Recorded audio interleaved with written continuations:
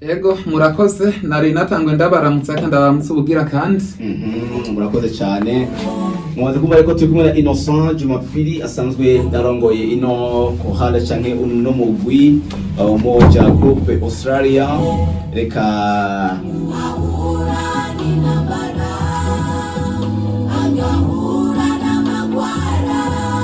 Innocent navuze ngo muri Innocent Jumapili kandi navuze izina gusa mbega Innocent Jumapili ni nde ko natamuzi.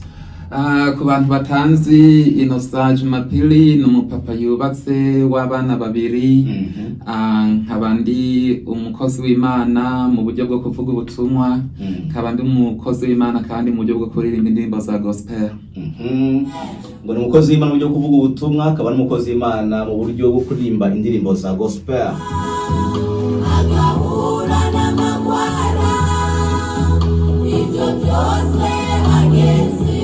Mbega Innocent ashaka ko yubatse cyane umusore. Ego nabivuze ko ndi umupapa w'abana babiri ariko utavyumvise niyongera vyumve. Ndubatse vy'ukuri naratewe iteka maze kiringo hafi c'imyaka 9 nubatse tukaba dufite abana babiri babigeme. Ego umwana wanje afite imyaka ndwa kabisa imyaka 5 yarumva ko ndiko ndasaza turiko turasaza. Aha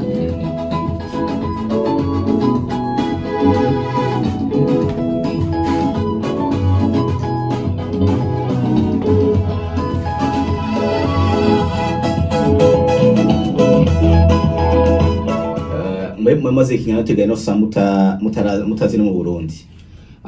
Naheruka inovuba cane hari haciye ikiringo c'imyaka 3 yonyene n'amezi makeya. Ego kuza hano muhiri wacu nabigize akamenyero. Ego ntabwo re hari haciye igihe kinini naheruka hano mu mwaka wa 2019 imbere yuko corona itera isi urumva sikera cane. Ego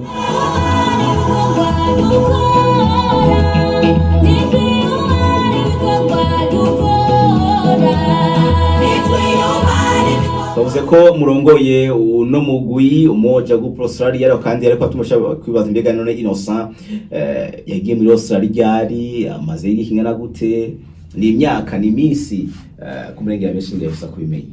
Yase misi sa mezi ni imyaka vraiment ndibuka yuko ndiko ndakwisayo ikiringo kingana hafi imyaka 18.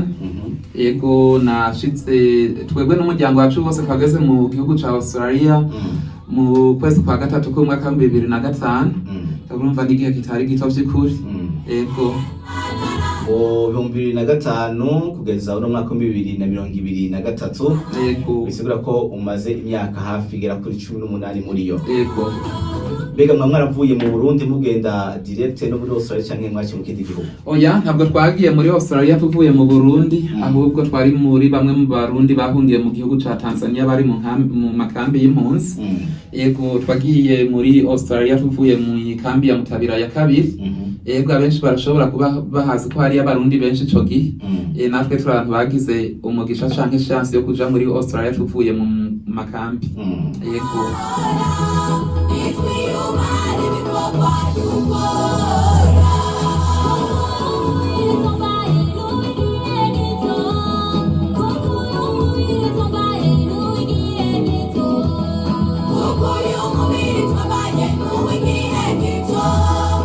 Beno sabo dusangiza urugendo umaze gushikayo byagenze gute ugishikayo canke ukuntu wahiyumvira utarashika muri Australia?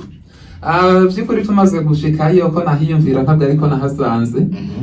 Abantu benshi barakunze kuba bari hano muri Afrika bakiyumvira yuko mu bihugu by'abazungu ari ahantu hakomeye cyane. Ego mitandukanurira hari ariko je kuganje kunge nahiyumvira niyumvira ko ari ahantu ngira ngo abantu no gupfa badapfa.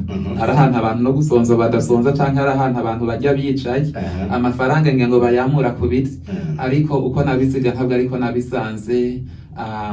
Ni kuvugana ahantu hakizuba nk'uko nyene ibiti biramera hanyuma udakoze ntumira ni kuriya nyene. Ugomba gukora kabisa nuko nahasanze ariko nuko ari ahantu hari ico twita opportunities mu Congereza sinzi ko no gisigura mu Kirundi. Cari kavuga ati nahantu urondeye uronka uburyo bwo kuronka amafaranga. Yego urafumuru hari kukaronka ico nico ciza cyane. Ariko nta muntu yatora wibarabara.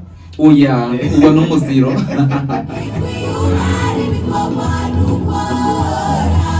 Ati muri Australia amafaranga ntiyamurwa ntatorwa.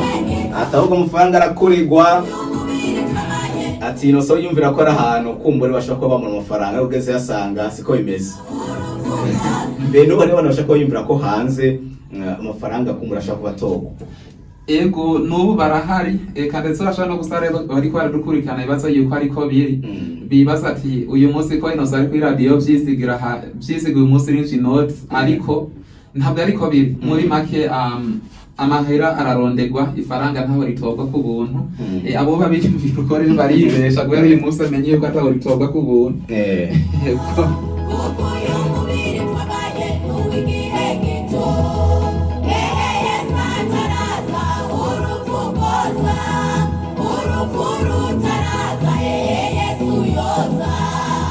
nino ndirimbo ngo urupfu rutaraza Yesu arashobora kuza wowe yumvira yuko hashobora kubaho imyaka yose ntibishoboka Yesu ataraza urupfu rashobora kuza kuko nitebye isezerano nkuko mushoboye kwitebeje ntabwo nitwebwe yihanganiye nawe kwira kwihanganiye irabe ko kizwa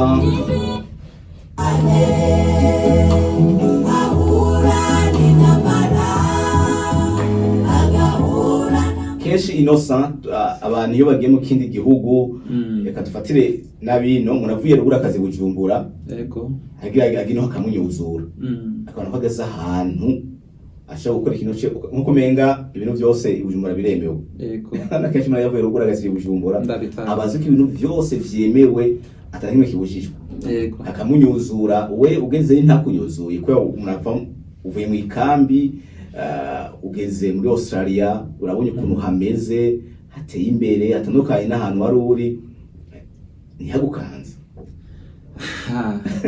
wabivuze neza cyane umuntu yavuye rugura za mu gisagara abona byinshi atigeze kubona muri ivyo byinshi ari bimwe bigira gute bimuhindura yego natwe ivyo sinjewe gusa ahubwo abantu bose bashika benshi birabashikako kuko ari ahantu haba hari umuco utandukanye haba hari ibikorwa bitandukanye ko abantu babaye byose babigiza gute babitandukanye yego natwe nk'abatwe tugiye twarakijijwe hariho benshi twameze nk'abasubira inyuma muri abo bameze nk'abasubira inyuma novuga yuko nari ndimo yego kuko naho ni kuvuga abantu usanga bafite umwidegemvyo by'ukuri bafite umwidegemvyo ariko ikintu gize gute kizira ni iyo umuntu akoze ikosa by'ukuri uragira gute urarihanirwa ariko nk'akabarimba ari umukobwa mwikundaniye canke umuhungu mwikundane uri umukobwa murareka kugira ivyo mushaka byose canke mugira gute mwifuza nuko kuba ndi hano uyu munsi ndabishimira Imana ko novuga ati yankuye kuri yego ubuzima bukomeye cyane ngo wari ukijijwe mugabo ushitseyo urabanza basubira inyuma cyane gose mbega wose kubera ko ahantu hagukanze bane ukuntu habonye canke ni kujya nyine umuntu wese yosubira inyuma sinokoresha ijambo ngo harankanze ahubwo ijambo nokoresha novuga ati twashitseho tubona ibintu byinshi bigira gute bisayangana natwe ca twifuza bigira gute kujana navyo muri ivyo rero ni kuvuga iyo bihaye umwanya mu buzima bwawe ni kuvuga uzosanga utacumva muhira abavyeyi batavuga ngo wumve kuko wewe uguma wiyumvira vyayo ndati mbenshi kayo usanga bicanke biza kugenda gute ibintu nk'ivyo sinovuga ati vyarankanze ariko tu ivyo umuntu ahura navyo maze nuko bigatuma mera nk'ubutumurongo ni byinshi cyane yego mbega ico gihe ugereje igihe mwashikayo wose nk'ingenero nari mfise imyaka 13 ari muto nari muto cyane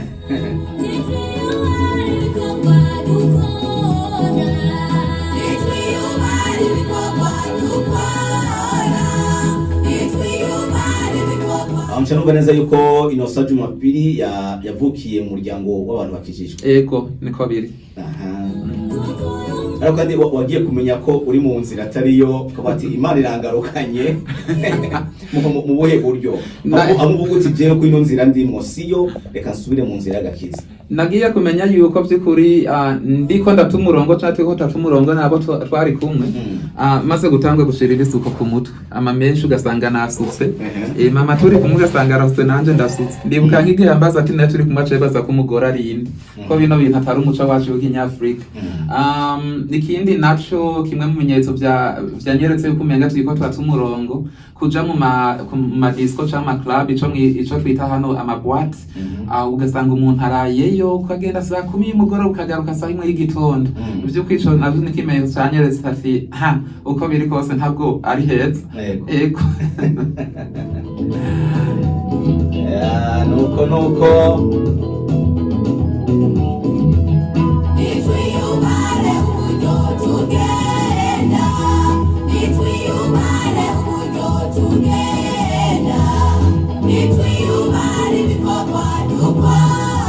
mwaka ni ku myaka 13 kugeza n'ubu wubatse ufise umufasoni n'abana umaze imyaka 9 wubatse ugushobora kuvuga ikirundi neza ibanga ririhe Innocent? ibanga ndibaza riri mu co no kwita self motivation mu rurimi rw'icongereza ni kuvuga umuntu kuba ari we wisunika ukitwararika ikintu hanyuma hamaze kuba haja ko n'impanuro z'abavyeyi canke inyigisho z'abavyeyi kuko ndibuka papa na mama kenshi baratubwira ati mwirinde kuba mwo kwibagira ururimi rwanyu twabaza ati ni kuweka imutubwira akavuga ati birashobora gushika tukazosubira iwacu kuko hano muri Australia ntabwo ari iwacu canke natwe tutosubira iwacu bigashika wewe ubwawe urahisemo gusubira nko mu Burundi kuja gukorera ibikorwa canke ivyashara ibintu nk'ivyo bakavuga ati hamwe wowe waribagiye ururimi bizoca bigenda gute maze nuko bivanye no kwitwararika kutagwibaga hamwe n'impanuro z'abavyeyi bagira gute baduhereza niryo bangano uvuga ryagize gute ryahabaye ntibizogutangaza hari abandi barundi bagenzanje avuye hari yuko wari unabazi bagiye bavuga ikirundi ariko bakagaruka ino bakivuga nabi canke baranacibagiye hariho rero ikintu citwa kwitwararika ikintu ukacitaho ukagihereza agaciro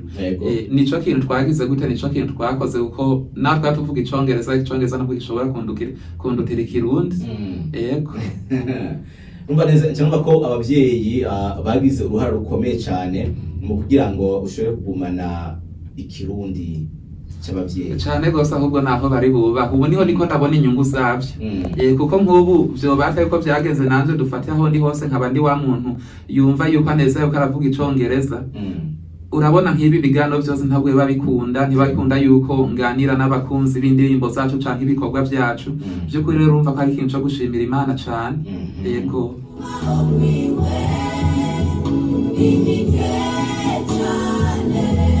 Nizere ko mko mnataura vyinshi kubijanye kwa na Innocent Jumapili kandi reka mukanya twinjira neza neza mu bijanye n'indirimbo twinjire mu mugwi Umoja Group Australia twinjira neza mu mizi indani nizere ko muza kumenya vyinshi kandi hagati aho ino ndirimbo ibanezereza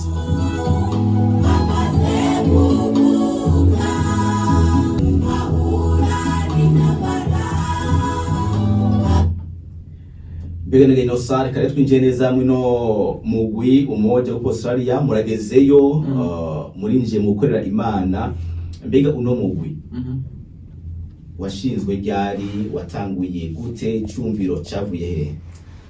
Uyu mugwi washinzwe mu mwaka wa 2016 iciyumviro cabaye iciyumviro ciwanje ubwanje ego utigute ego narakunda kwitegeza cyane intambara ziri mu mashengero maze nuko ndaraba nari umuntu nkunda kuririmba ubwa mbere na mbere ingabi yo kurimba novuga ati narayikuranye naho ntari umuhinga cyane muri byo ariko uko ngerageza kose ndagira gute ndabishimira Imana maze nuko ivanye n'umwumvikano muke wari mu mashengero ico gihe korara aho yogeza aho yishikana maze nuko ikaca yicamwo kubiri canke bamwe bakagenda kubwo mwumvikano muke wari uhari ivyo bintera kugira intuntu n'umubabaro cane gose niho rero hageze igihe ndavuga ati jewe Innocent simbona ukungene nobaho vyitwa ati ndumuririmbyi hanyuma muri kazoza ukazosanga n'abana banje bakuze bumva ngo papa canke mama yari umuririmbyi ariko badafise aho bashobora kubirabira niho navuga ati rero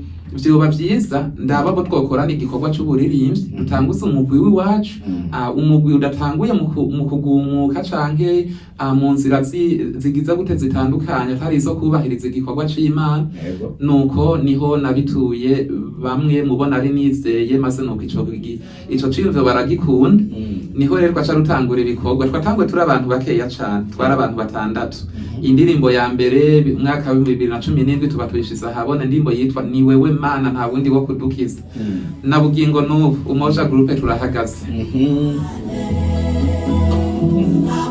vuze kino ngo hari injyane amatati bijyo bashika muri Australia amatati y'amashengero abantu bahuze amashengero ntahuze kandi tuzi ko ari mu gihugu ushaka gitera imbere. By'ukuri uvyiyumviye umuntu wese ashobora kuvuga ati ngira ngo uyu muntu n'umubeshi, ariko umuntu uri kuranyumva naganda kubwiye ko muri Australia, si Australia gusa n'abari muri Canada, Amerika hose inkuru zaho turazumva, niho amatati canke intambara zo mashengero zigize gutezatse indaro.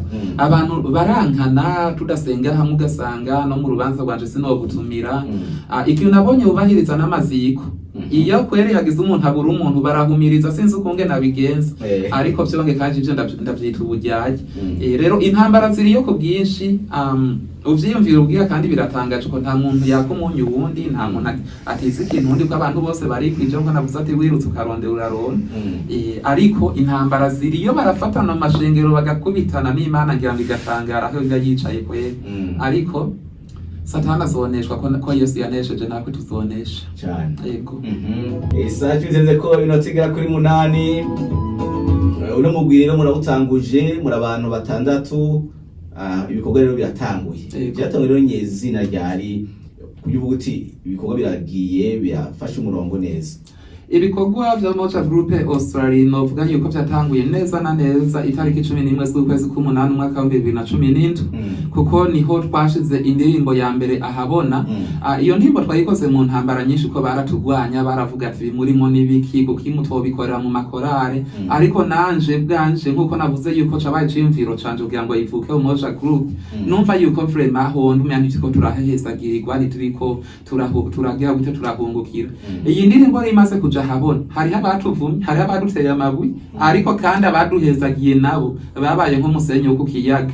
Bica bidutera inkomezi zo kumva yuko ibikorwa twogera kuri twobanda, tuvuga naho bimeze uko, ariko ibi bimenyetso navyo by'abadukunda, ni ibimenyetso vyerekana yuko Imana iri kumwe natwe kandi ikorwa cacu kiza.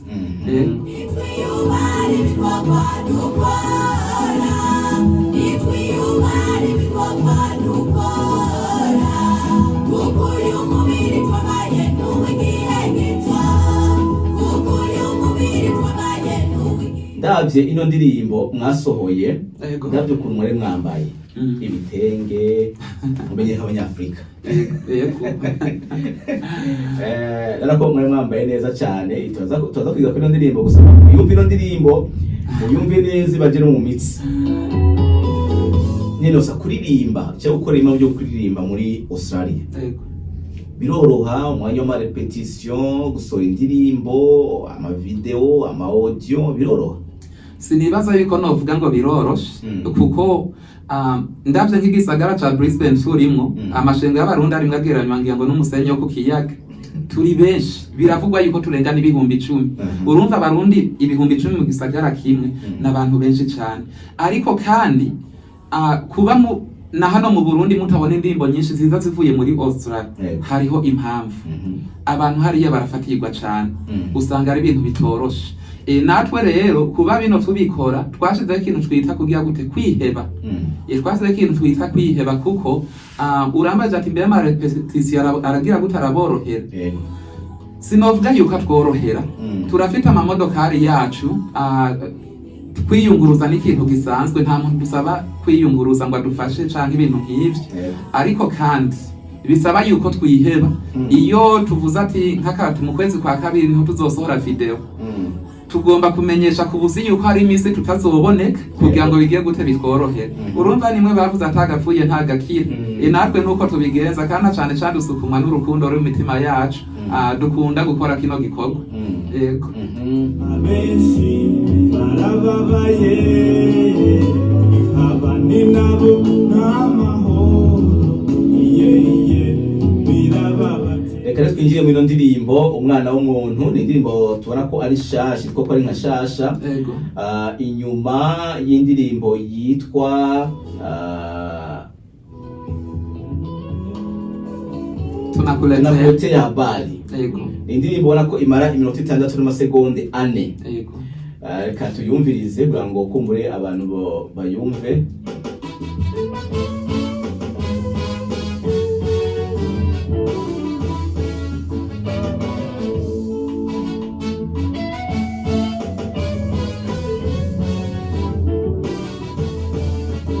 Ndavye amageste mugira, amakadanse, burya bazungu ntibumiko. Ego. sikumirwa gusabwa no kubaryohera birabaryohera kuko nk'iyo twambaye imyambaro y'ibitenge n'ibiki tukaba turi ahantu nko mu gisagara hagati turiko turakora izo video usanga baje gushengerera ari benshi kuko bwa mbere nambye abayiko barabona intambo batamenyereye ikigira kabiri babona ukungene twambaye tugize gute twiyubashe ni benshi baza kudusaba amafoto bagasaba amavideo bakagira gute byose tukabibahereza natwe tukavuga tuko biri kose ubutumwa tuzobuvuga tu yego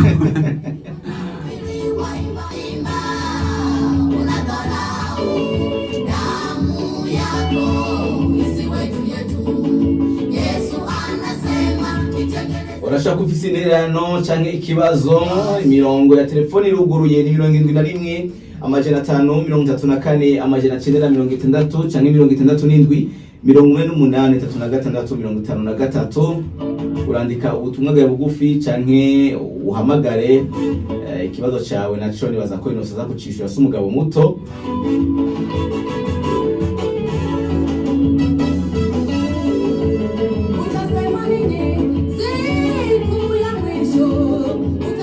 Tonye zino ndirimbo zanyu inosa hafi nyinshi nka 80% ziri mu Kiswahili. Yego. Nitwenga benshi baba barakuriye mu nkambi yo muri Tanzania. Sinibaza ko novuga ati niyo mpamvu ahubwo twebwe igikorwa c'Imana kungene tugikwatoreka mpwemu w'Imana akabari wadukoresha. Yego.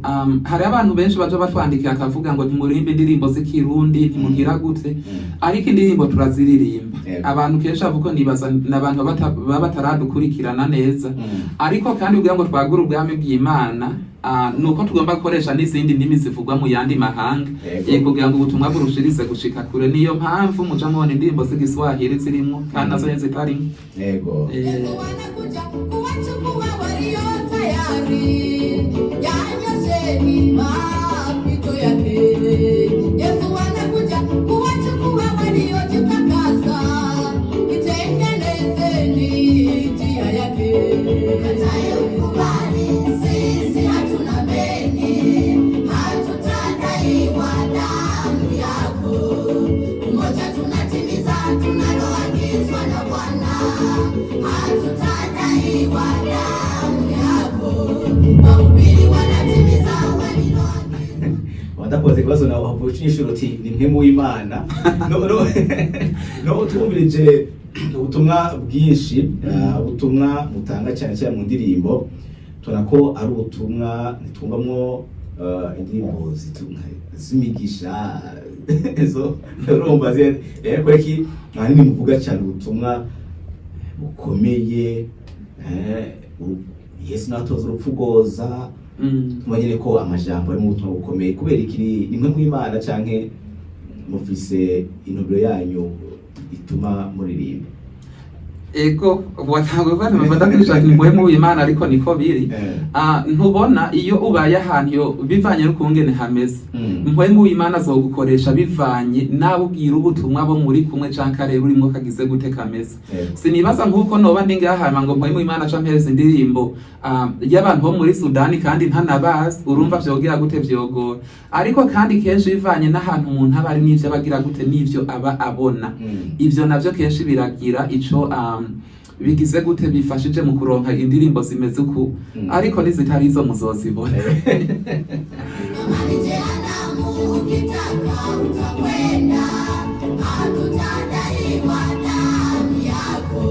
ukitaka jana mutaenda tutadahiwa damu Ego ni kuvuga wewe uhisemo umuriro canke ahitamwe ijuru twebwe turarangije turakaravye yego ubutumwa turabuvuze kabisa ntuzovuga ngo ntiwumvise urumva neza ko ni indirimbo y'umwaje bakomeye kandi meza reka rero tujere mu ndirimbo rero mwise umwana w'umuntu biga ko ki mwahise ngo umwana w'umuntu iyi ndirimbo mbere ushimo bwa ni jewe na Naifonse iyi ndirimbo narahantu ndiko ndakora numvigize gute inyururutsemo yego numva ndayihawe ukunyene uyumva nta n'ijambo na rimwe novuga nagize gute nahinduyemo nk'uko natanguye mvuga muri Australia twiyumvira yuko ari ahantu abantu no gupfa badapfa, ahantu abantu batagwara. Ariko nagenda kubwiye umunsi umuntu yo gutwara muri Australia ukinjira mu bitaro vyaho ukaraba kungene hameze. Wovuga ati bino ni vya bihugu vy'abazungu twagiye gute twumva. Twibuka yuko hano muri Australia abantu bambere bafise ubuzima bwiza ku isi yose. No muri uyu mwaka usanga ico gihugu ca mbere abanyagihugu baho raporo yasohotse ivuga yuko ari abantu bambere bagize gute babayeho neza. Ariko nk'umukristo witegereje ukaraba ingorane intambara umwana w'umuntu agira gute ahura nazo, urabona vy'ukuri yuko ari ibintu bitagize gute bitoroshe. Niho rero naca mpabwa iyo ndirimba tubwira abantu bumve yuko bagomba kwiyubara uburyo bagenda, ibikorwa bakora bagomba kuvyirinda, ukungene bagenda bibuke yuko bambaye umubiri, kuko Kristo Yesu ataraza urupfu rushobora kuza, mbe hamwe goza woja hehe? Ruba rutaraza mbe hamwe Yesu yoza woja hehe? Yego.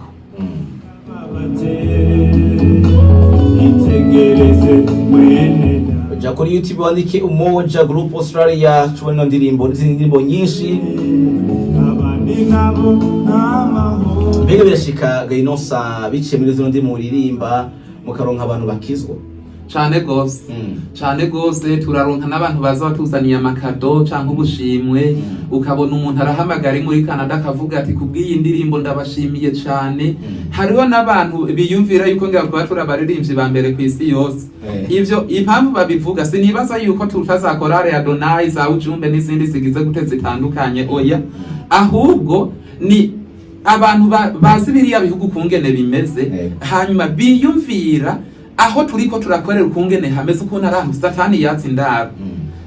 Yego novuga nti n'abantu rero bagira gute baheza igwa n'ibikorwa byacu, bazi aho tugize gute aho turi. Barakizwa cane. Ubundi bw'ivyo vyo babitariho nibaza ko vyo natugoye kubandanya, ariko iyo kuri kurakora igikorwa hanyuma ubona umwimbu, nibo mudereva agira gutabandanya gushofa. Yego.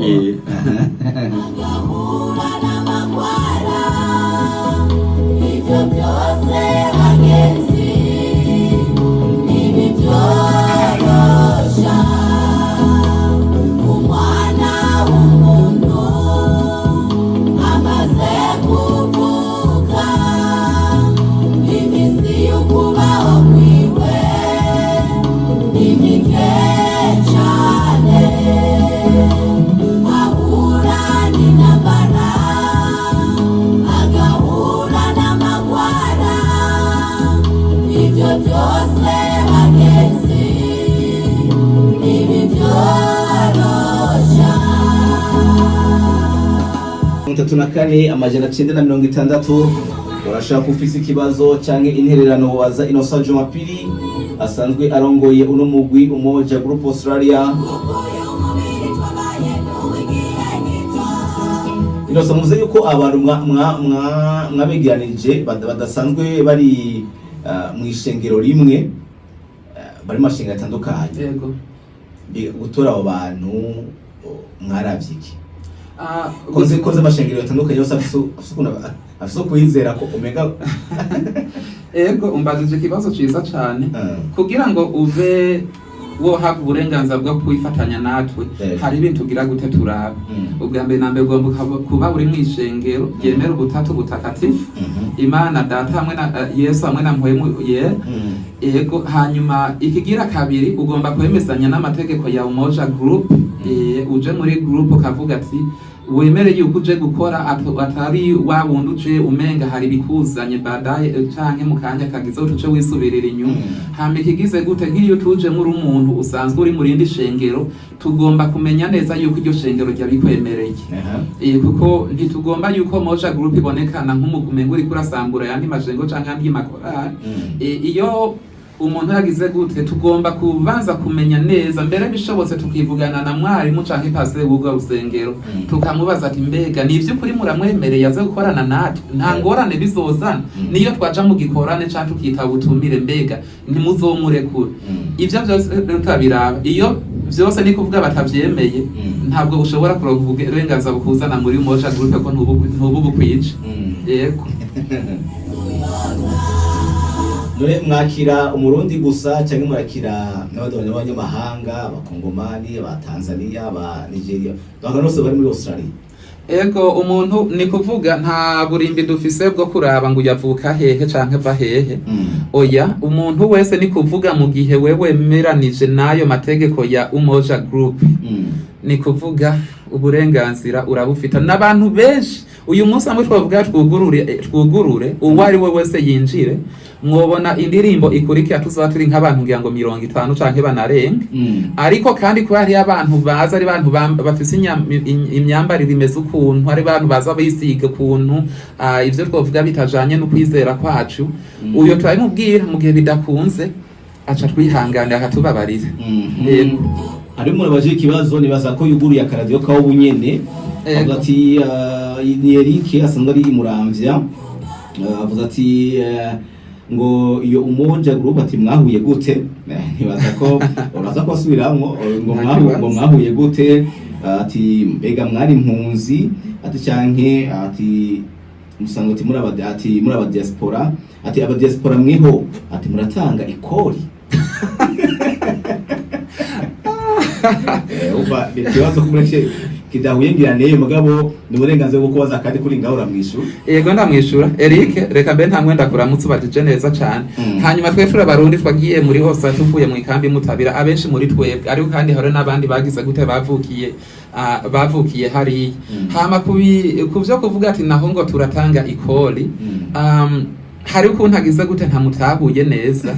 Sinzi ko abaje ati dutanga ikori nk'abaririmbyi canke abantu ba muri Australia. Nimba baje nk'abantu tuba muri Australia, hari umaze gukora akazi ni ngombwa. Ikori ziwe uyitangira bayakatira hiyo nyene bakayatwarira hiyo. Yego hama kuvuga kuba mbaje ngo mbe muri aba diaspora, je nibaza umuntu wese ari hanze yuko ari mu diaspora, ico kintu menga niko ngize gute niko ndakizi. Nanje nguma numva abantu benshi babimbwira hano i Bujumbura. Yego turibo rero ikori turayitanga. Ya ati bari basaba batakori kandi mugabo nino barayatanga. Abuza ati mbega muratanga ikori nk'abaririmbyi. Yatomoye nk'abaririmbyi musemuririmba hariya aye niyo muratanga amakori. Oya ubwo rugero sinovuga turarugerako, ariko kandi turafite uburenganzira bwo kuja kuyandikisha muri leta. Leta bakaduhereza imodokari z'uwo mugwi, bakaduheza n'imyambaro canke hano hari birori hose leta ikaziragira gute iradutumira. Buri mwaka naragiye ndanabibaza barambwiye ko buri mwaka leta imigwi nk'iya Umoja Group amahera make dushobora guhabwa yuko ari 8,000 vy'amadolari kugira ngo bidufashe mu kwiyunguruza. No mu kuronka imyambe kandi se no mu gutunganya ama video yacu canke ama audio yacu. Baya baharyari. Ni kuvuga iyo amafaranga ugiye yasaba canke amadolari. Kuvuga ati jingira dushaka gusora indirimbo. Yego. Udufashe mu duhe hari amafaranga asanzwe. Hari amafaranga asanzwe ariko twebwe ivyo ntavyo turakora.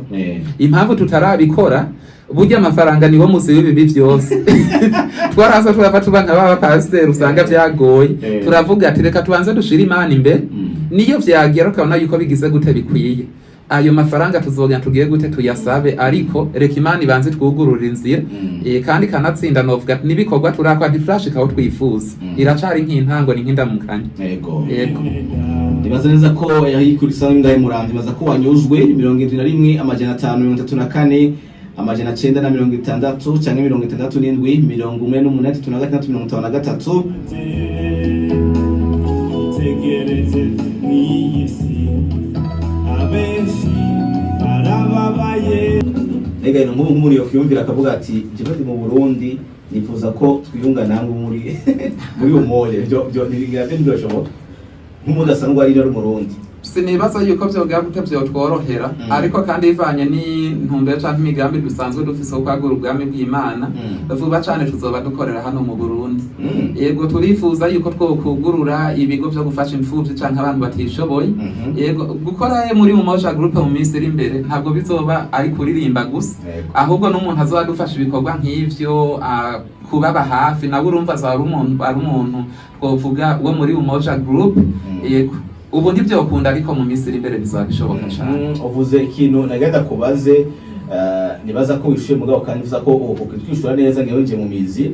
Twabona indi migwi beniyi isanzwe iri mu mahanga bakora ibikorwa by'ubuntu. Byo bagufasha aba muri Afrika cyangwa mu gihugu cyacu Burundi bako mu migambi yanyu birimo. Mu migambi yacu birimo cyane gose. Nubu turabikora ariko gusa nuko bitaraja ku mugaragaro. Nobwa n'ibintu tugikora bitaragaragara neza muri make kuko nka rimwe amategeko agize Umoja Group. Abantu badukurikira neza bamaze ko nta myambaro dukoresha muri video zitatu. Uwo n'umuziro. Ni kuvuga umwambaro tuwambaye kabiri.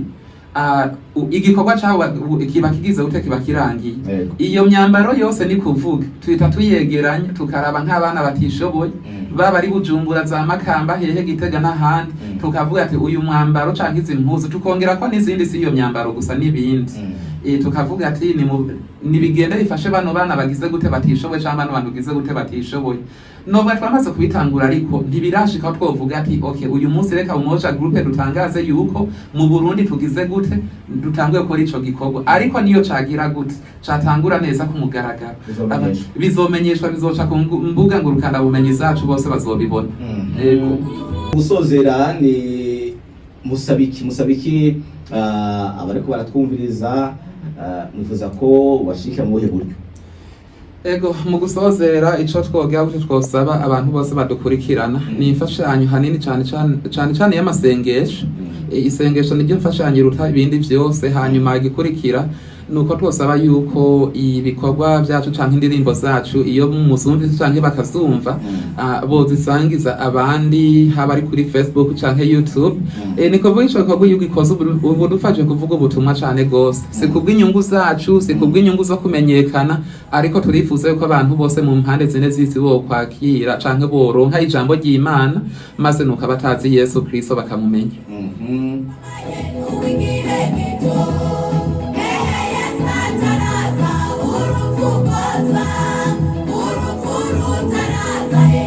Hello. Ego mga banzo ngoja kama uri mande radio. Igabanye. Oya ndabyumva ko ukiri mande yayo.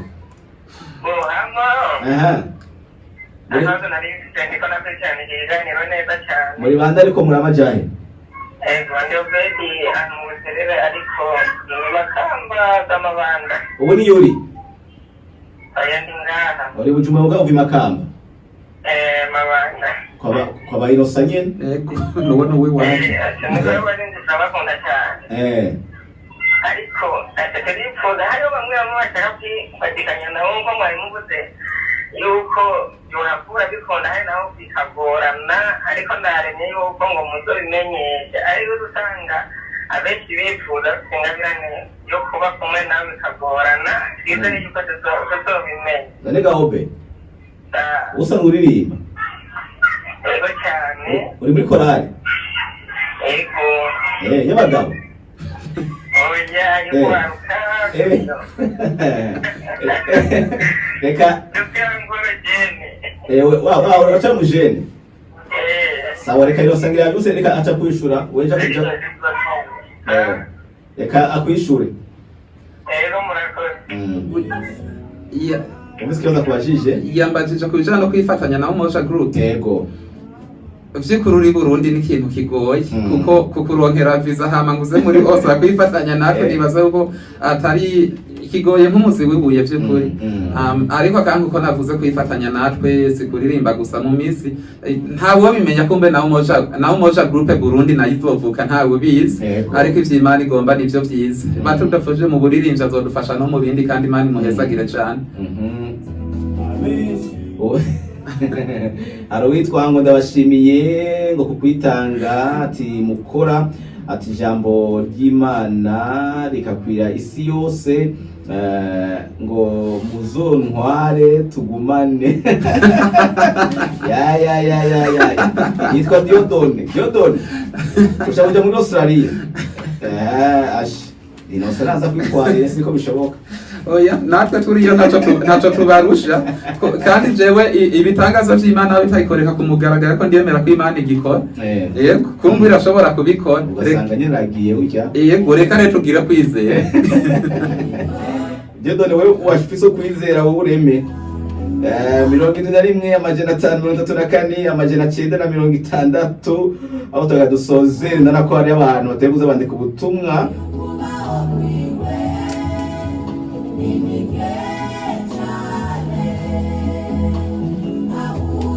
bagatoshaka kwakira nka batatu canke bane kumure mu gusozera hanyuma nibaza ko ibyo bavyiza kurusha 71 amajana 534 amajana 960